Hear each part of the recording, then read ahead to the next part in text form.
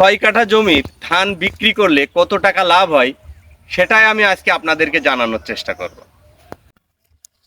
আসসালামু আলাইকুম ভিউয়ার্স, নতুন একটা ভিডিওয়ে আবার আপনাদের সামনে হাজির হলাম। এই যে আমার পিছনে যে জমিটা দেখতে পাচ্ছেন, এই জমিতে যে ধান ক্ষেত দেখতে পাচ্ছেন, এই ধান কিন্তু আমার নিজস্ব ধান। আলহামদুলিল্লাহ ধান মোটামুটি ভালো হয়েছে। আমি 5 থেকে 6 দিন আগে এই ধানটা কাটলে আমি কাটতে পারতাম, কিন্তু কাটতে পারছি না একটা কারণেই, সেটা হলো আমাদের এই অঞ্চলে বর্তমানে শ্রমিকের মূল্য খুবই বেশি, পাশাপাশি শ্রমিকের যে সহজলভ্যতা সেটা কিন্তু একেবারেই পাওয়া যাচ্ছে না। তো আমার এই যে এখানে দেখতে পাচ্ছেন 6 কাঠা জমি, এই 6 কাঠা জমি অর্থাৎ আপনার 12% জমি। এই 6 কাঠা জমিতে জমি কাটতে, এই ধান কাটতে আমার খরচ হবে ধান কাটা এবং বাধা দিয়ে 1800 টাকা। আর আমি যদি ধান কাটা, বাধা এবং বিচেলি বাধা এবং মাড়াই করি, সেক্ষেত্রে আমার খরচ হবে 2500 টাকা।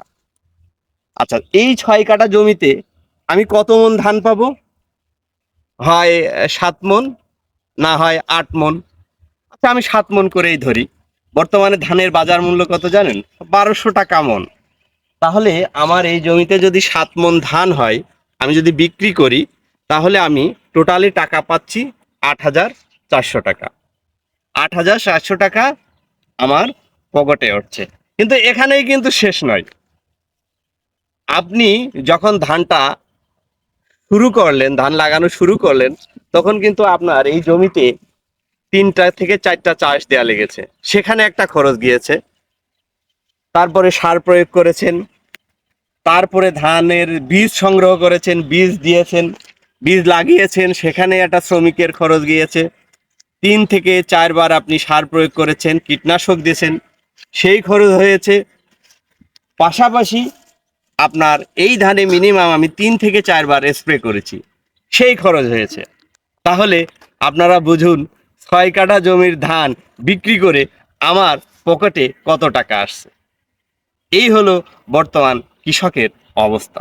সাথেই দেখতে পাচ্ছেন আমার একজন শ্রদ্ধেয় চাচা, উনি কিন্তু একজন সফল কৃষক এবং নিজেই ফসল উৎপাদন করে। কিন্তু বর্তমান প্রেক্ষাপটে কৃষি এই ধান উৎপাদন করে উনি কতটা সন্তুষ্ট বা ওনার কতটা সফলতা এসেছে নিজের মুখ থেকেই শুনুন। কাকা, এবার ধান ছিল কতটুকু?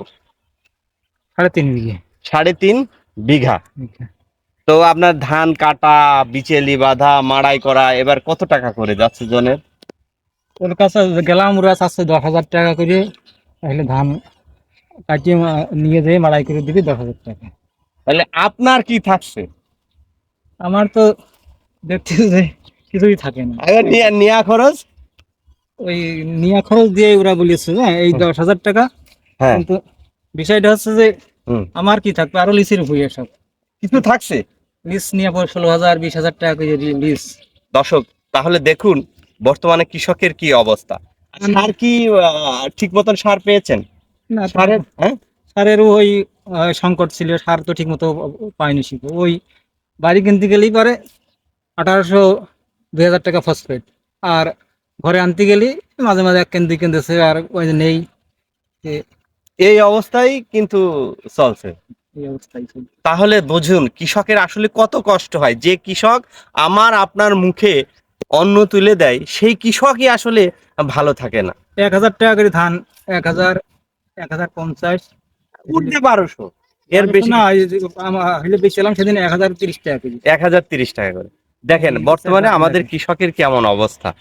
সবাই ভালো থাকবেন, ভিডিওটা ভালো লাগলে শেয়ার করবেন। আসসালামু আলাইকুম।